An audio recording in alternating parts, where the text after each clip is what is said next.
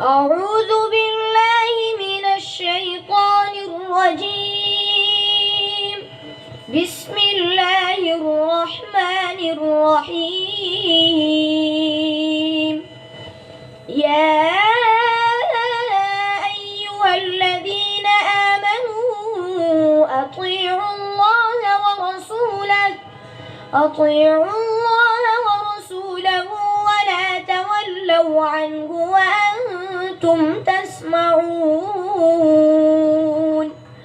ولا تكونوا كالذين قالوا سمعنا وهم لا يسمعون.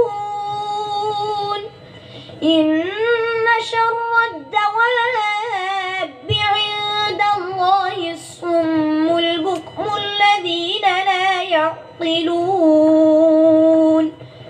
ولو علم الله فيهم خيرا لأسمعهم ولو أسمعهم